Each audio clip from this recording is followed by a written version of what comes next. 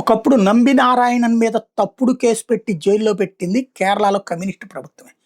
China వాడి కోసం చేసిందా, అమెరికా వాడి కోసం చేసిందా, ఎవడి కోసం చేసిందో తెలియదు. క్రయోజనిక్ ఇంజన్ దానివల్ల 25 ఏళ్ళు లేట్ అయింది. మన ఎదుగుదల 25 ఏళ్ళు లేట్ అయింది. అంత దేశద్రోహం జరుగుతుంటది ఈ దేశంలో.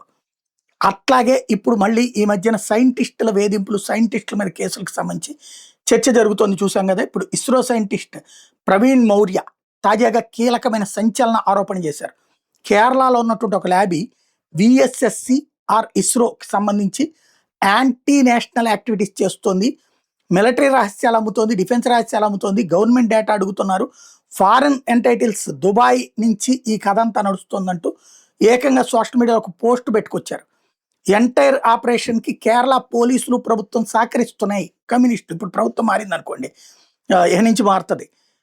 ఓవరాల్గా ఈ ల్యాబీ ఇస్రో మిషన్స్కి సంబంధించినటువంటి సక్సెస్లు ఫెయిల్యూర్ వెనకాల వీళ్ళు ఉంటున్నారు, వీళ్ళు శాబటేజ్ చేస్తున్నారు అన్నటువంటిది తాజాగా చేసిన ఆరోపణ సంచలనం సృష్టిస్తోంది.